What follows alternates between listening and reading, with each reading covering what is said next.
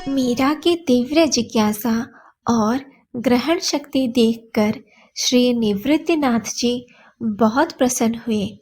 जिस आसन में जितनी देर ठहरने को कहते, मीरा उसके दुगने समय तक ठहर कर दिखा देती। योग निद्रा, षट चक्र, कुंडलिनी आदि के विषय में उसने इतने गूढ़ प्रश्न किए कि महात्मा चकित और प्रसन्न हो गए। वे उसे उत्तरोत्तर योग की गूढ़ गहन गुफाओं में प्रवेश कराने लगे। 6 महीने पश्चात ही योग निद्रा से जगाने में श्री निवृत्तिनाथ जी को प्रयत्न करना पड़ा। भ्रू मध्य पर ध्यान टिकाने की बात आई तो मीरा ने कहा, महाराज, यहाँ तो दीपक की लौ जैसा उजाला दिखाई देता है। सच बेटी? महात्मा जी के प्रसन्नता की सीमा नहीं रही। हाँ महाराज, वह तो मैं सदा से आंखें बंद करते ही देखती हूँ। उसने कहा, यदि थोड़ी देर उसे देखती रहूं तो उजाला बढ़ने लगता है। पहले मुझे ऐसे बैठे देखकर भीतर रनिवास में सब चिंतित हो जाते थे। इससे मैंने छोड़ दिया। संत ने सोचा, आहा, ये तो जन्म योगिनी है। उन्होंने बाबा बिहारी दास जी से बात करते हुए कहा, मेरे मन में ऐसा आभास होता है कि श्री कृष्ण से बिछड़ी हुई किसी ब्रजांगना ने मीरा के रूप में देह धारण की है। हम सभी इसके पूर्व संस्कारों की जागृति होने तक केवल निमित्त बन रहे हैं। जिसकी ऐसी दिव्य स्मरण शक्ति हो, वह सामान्य बालिका कैसे हो सकती है? एक बार मीरा ने बाबा बिहारी दास जी से कहा, बाबा, मुझे भीतर कोई अभाव दुख देता है। बहुत सोचा, ढूंढा, पर अभाव कहाँ है, किस किस वस्तु का है, यह मैं जान नहीं सकी। इसे दूर करने की इच्छा भी नहीं होती। यह दुख अच्छा लगता है बाबा। आप बताइए ना कि यह पीड़ा, यह अभाव क्या है? बाबा बिहारी दास जी कुछ देर उसका मुंह देखते रहे। उनकी आंखें भर आई। मीरा के सिर पर हाथ रखकर भरे गले से कहना चाहा, यह पीड़ा किन्हीं भाग्यशालियों को मिलती है बेटी। तुम चिंता ना करो बेटी, सब ठीक ही हो रहा है। तुमने जिस पीड़ा की बात कही, वह और वैसी ही अन्य कई अनुभूतियाँ तुम्हें होती होंगी, आगे भी होंगी। ये तुम्हारी सफलता की सीढ़ियाँ हैं पुत्री, पर इन्हें किसी अन्य से नहीं कहना। भीतर ही भीतर रस लो। गुरुजी से भी नहीं? चाहो तो उन्हें बता सकती हो।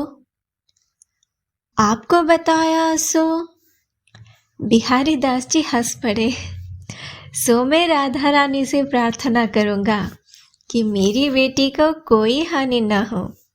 वे करुणामय निरंतर तुम पर कृपा बनाए रखें।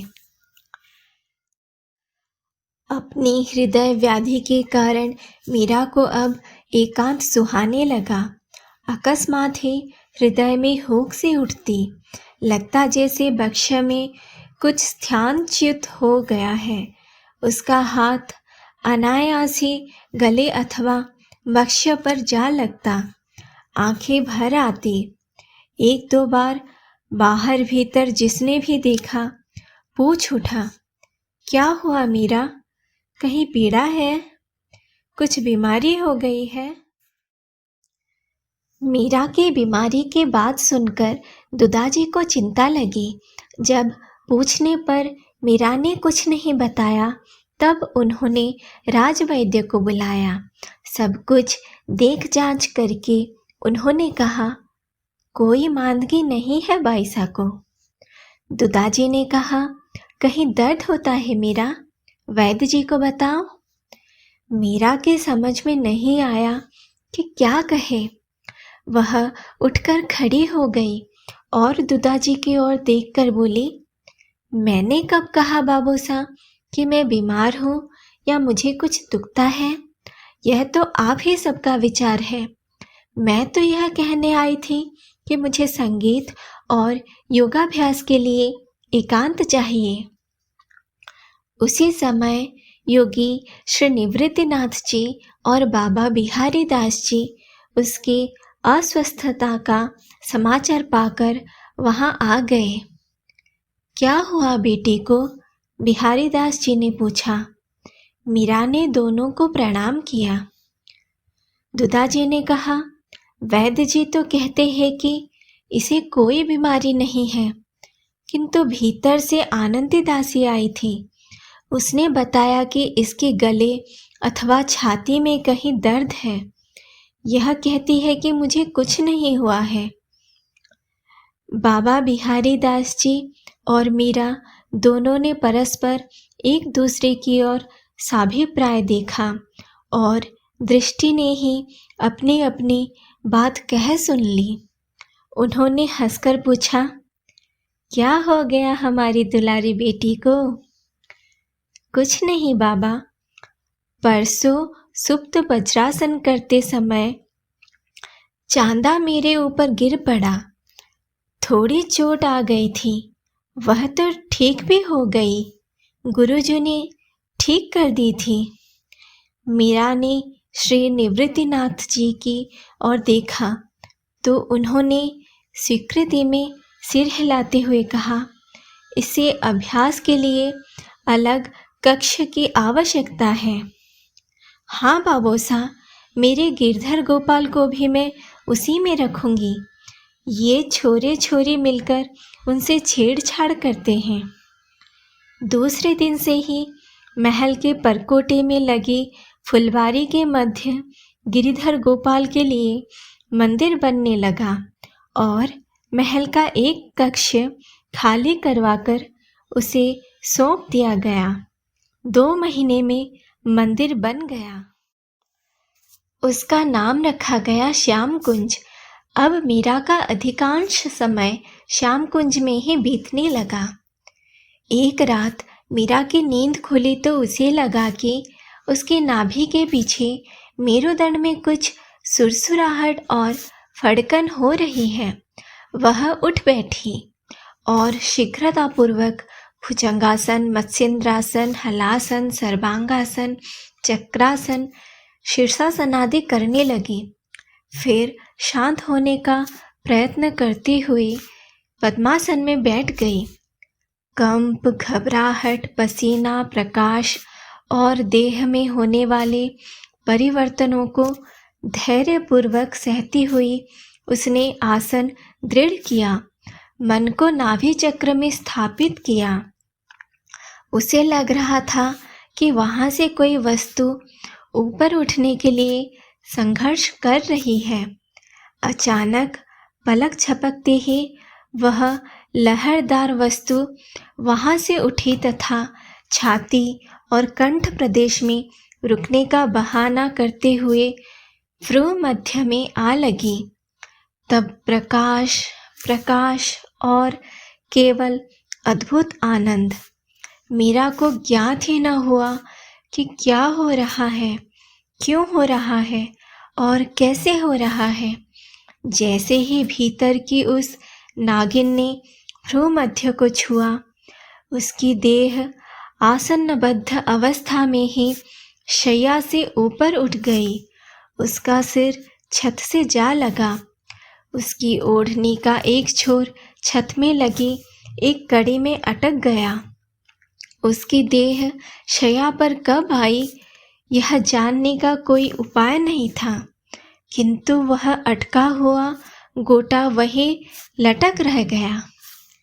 प्रातः मीरा अभ्यास के लिए गुरुजी के पास और प्रणाम करने के लिए दुदाजी के पास नहीं आई तो पूछताछ होने लगी। सभी स्थानों पर ढूंढ लेने पर ज्ञात हुआ कि मीरा अपने कमरे में आसन लगाए ध्यानस्थ बैठी है। वह पुकारने और हिलाने पर भी आंखें नहीं खोल रही है। राव दुदाजी, योगेश्वर निवृत्तिनाथ और बिहारी दास जी उस कक्ष में पधारे। श्री निवृत्तिनाथ जी ने नाड़ी और हृदय गति की परीक्षा की और वहीं कक्ष में पड़ी चौकी पर बैठकर नेत्र मूंद लिए। बाबा बिहारी दास जी की दृष्टि ऊपर कड़ी में टंगे गोटे की किनारे पर गई और साथ ही देखा मीरा की ओढ़नी का छोर। आश्चर्य की अतिरेकता में उनका मुख खुल गया और आंखें फट सी गई। वाणी केवल ओह कहकर मौन हो गई। दुदाजी ने सुनकर उनकी ओर देखा तो उन्होंने ऊपर टंगे गोटे और ओढ़नी की ओर संकेत किया। बात समझकर दुदाजी भी चकराए। तभी श्री निवृत्तिनाथ जी ओम सच्चिदानंद कहकर उठे। दोनों ने घूमकर उनकी ओर देखा। वे प्रसन्न दिखाई दिए और बोले, महाराज, मेरी शिक्षा और आपका मनोरथ सफल हुआ। इस बालिका की कुंडलिनी जागृत तो थी किंतु स्थान नहीं छोड़ रही थी। अब वह एक ही झटके में भ्रू मध्य तक पहुंच गई है। बिहारी दास जी ने गोटे और ओढ़नी की बात बताई तो उन्होंने मुस्कुराकर केवल उन्हें समझाने के लिए कह दिया, चिंता की बात नहीं है। एक झटके से कुंडलिनी ने मार्ग तय किया है। उसके वेग को मीरा का छोटा सा कोमल शरीर सह नहीं पाया, इसी से ऊपर उठ गया होगा। अभी उसको चैतन्य होने में 1-2 दिन लगेंगे और सामान्य होने में 4-6 दिन लग जाए संभवतः, किंतु चिंता की तनिक भी आवश्यकता नहीं है। दुदाजी जी ने पूछा, महाराज, बिना आहार के देह दुर्बल न होगी? नहीं राजन, योगी तो कई महीने और वर्षों तक समाधि में बैठे रहते हैं। मनुष्य का वास्तविक भोजन आहार आनंद है। हाँ, एक बात का ध्यान अवश्य रखा जाए कि यह चैतन्य होते ही उठकर चल न पड़े। उठने से पूर्व इसके हाथ पैरों का मालिश अवश्य किया जाए। इससे रक्त संचार ठीक होने लगे, अन्यथा गिरने से मोच चोट आ सकती है। 3 दिन पश्चात दोपहर को मीरा में चैतन्यता के लक्षण दिखाई देने लगे। उसके शांत गंभीर मुख पर हल्की सी मुस्कान आई। बंद पलकों के नीचे थोड़ी हलचल हुई और धीरे धीरे पलक पटल उधड़े। क्रमशः उसके अंगों में चेतना आती गई। उसने धीरे धीरे आसन खोला। इसमें थोड़ी सहायता धाय माने की। तब तक मंगला आ पहुंची। उसने और धाय माने हाथ पांव में मालिश की। कुछ ही समय में मीरा उठ गई। अकस्मात उसे अपने गिरधर की याद आई। वह एकदम से छटपटा करके श्याम कुंज की ओर दौड़ी। मेरे स्वामी, मेरे प्रभु! उसने सिंहासन से उठाकर उन्हें हृदय से लगा लिया और नैनों की बरखा से भिगोने लगी। किसने तुम्हारी पूजा की? किसने खिलाया पिलाया और सुलाया तुम्हें? तुम्हारी सेवा छोड़कर मैं किस समाधि, ध्यान और योग की पंचायत में पड़ गई? क्षमा करो, अब ऐसा ना होगा। मंगला ने बताया कि पहले दिन चंपा और मिथिला की सहायता से छोटी कुमरानिसा ने और बाद में जोशी जी ने गिरधर गोपाल की सेवा की थी। 1 महीने बाद योगी श्री निवृत्तिनाथ जी विदा हो गए। अब मीरा योग छोड़कर पुण्यतः भक्ति की ओर झुक गई। परंपरा के अनुसार उसे शस्त्र शिक्षा दी जाने लगी। मीरा ने शीघ्र ही शस्त्र और अश्वचालन की आवश्यक योग्यता ग्रहण कर ली। अब वह अधिक समय श्याम कुंज में बिताने लगी। पूजा के पश्चात वह सुनी और पढ़ाई हुई लीलाओं के चिंतन में खो जाती। मीरा की भक्ति और भजन में बढ़ती रुचि देखकर रनिवास में चिंता व्याप्त हो गई। एक दिन मीरा के ज्येष्ठ पिता वीरमदेव जी से उनकी पत्नी राणावत जी ने कहा, मीरा 10 वर्ष की हो गई है, इसकी सगाई संबंध की चिंता नहीं करते आप? वीरमदेव जी ने कहा, 1-2 बार विचार तो हुआ था, किंतु कौन जाने दाता हुक्म पसंद करे कि नहीं। क्या फरमाते हैं आप? अन्नदाता हुक्म पसंद न करे, ऐसा भी कहीं हो सकता है? क्या उनकी और पोतियों का विवाह नहीं हुआ? हुआ क्यों नहीं, पर वे मीरा नहीं थे राणावत जी। उसकी जैसी शिक्षा दीक्षा हुई है और जैसी उसकी बुद्धि है, उसके अनुसार वह साधारण बालिका नहीं है। साधारण हो या असाधारण, विवाह तो करना ही पड़ेगा ना। वैसे एक पात्र तो मेरे ध्यान में भी है। तुम्हारे? बताओ कौन है वह, हम भी जान ले। मेरे भतीजे भोजराज। क्या कहती हो, मेदबाट का महाराज कुमार? हंसी तो नहीं कर रही हो ना? नहीं, सत्य ही कह रही हूं। वे करेंगे यहाँ संबंध? मेड़ता का राज्य है ही कितना। फिर मीरा तो छुट भाई की बेटी है। वैसे मीरा है उसी घर के योग्य, अंधेरे घर का दीपक है वह। वाह, करेंगे क्यों नहीं। इसी अधने से मेड़ते में उन्होंने अपनी बहिन दी है, तब बहू ले जाने में क्या आपत्ति होगी भला। मीरा के सगाई मेवाड़ के महाराज कुंवर से होने की चर्चा रनिवास में चलने लगी। मीरा ने भी सुना। वह पत्थर की मूर्ति की भांति स्थिर हो गई। थोड़ी देर तक वह सोचने लगी, भाभू ने ही तो मुझे बताया था तेरा वर गिरधर गोपाल है। आज उन्हीं भावों के हृदय में मेवाड़ के महाराज कुमार के नाम से जब हृदय में हर्ष समा नहीं रहा है, तब और किससे पूछूं। वह धीमे पदों से दुदाजी के महल की ओर चली। पलंग पर बैठे दुदाजी जप कर रहे थे। मीरा जाकर पलंग के पास खड़ी हो गई।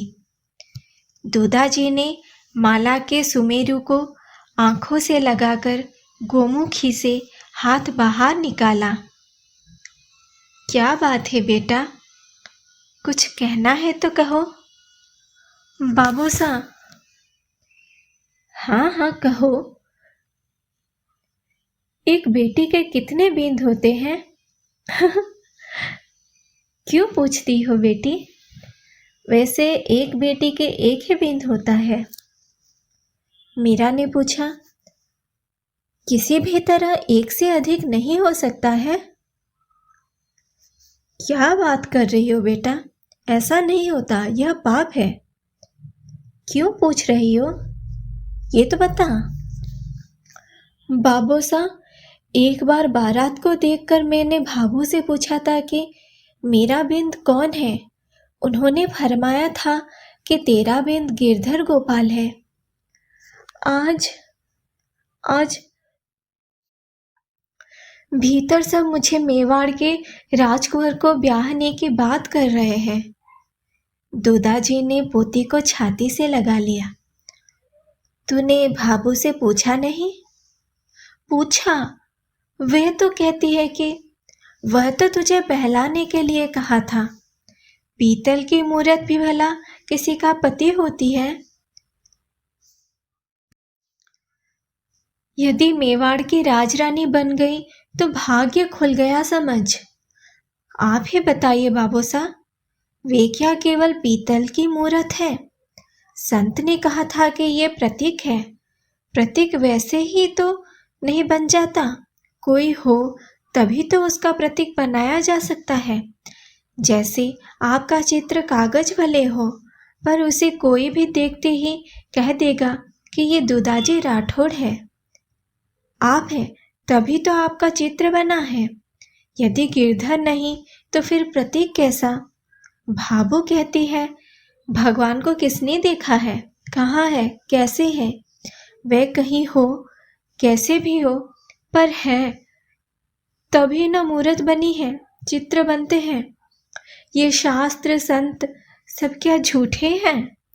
इतनी बड़ी उम्र में आप क्यों राज्य का भार बड़े कुंवर साहब पर छोड़कर माला फेरते हैं? क्यों मंदिर पधारते हैं? क्यों सत्संग करते हैं? क्यों लोग अपने प्रियजनों को छोड़कर उनको पाने के लिए साधु हो जाते हैं? राव दुदाजी अपनी 10 वर्ष की पौत्री की बातें सुनकर चकित रह गए। उनसे कुछ क्षण बोला ना गया। आप कुछ कहिए तो बाबूसा, मेरा जी घबराता है। किससे पूछूं यह सब? भाबू ने क्यों पहले ऐसी बात कही, अब क्यों उस पर पानी फेर रही है? जो नहीं हो सकता उसका क्या उपाय? अब मैं क्या करूं? अच्छा बाबूसा, आप ही बताइए, क्या तीनों लोगों के धनी से भी मेवाड़ का राजकुमार बड़ा है? और यदि है तो होने दो, मुझे नहीं चाहिए। तू रो मत बेटा, धैर्य धर। उन्होंने दुपट्टे के छोर से मीरा का मुंह पोंछा। तो चिंता मत कर, मैं सभी से कह दूंगा कि मेरे जीते जी मीरा का विवाह नहीं होगा। तेरा वर गिरधर गोपाल है और वही रहेंगे।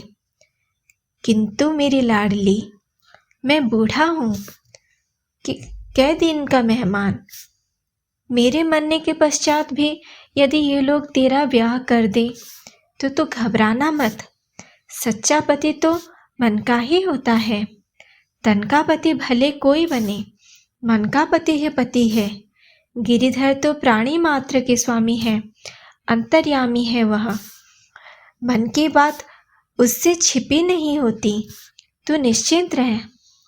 सच फरमा रहे हैं बाबूसा, सर्वसाची बेटा। तो फिर मुझे तन का पति नहीं चाहिए, मन का पति ही पर्याप्त है। दुदाजी से आश्वासन पाकर मीरा के मन को राहत मिली। तो दोस्तों, मिलते हैं अगले वीडियो में, जिसमें मैं आपको आगे क्या हुआ बताऊंगी। If you like this video, then like and subscribe to my channel and press the bell icon to get the notification as soon as a new video is posted.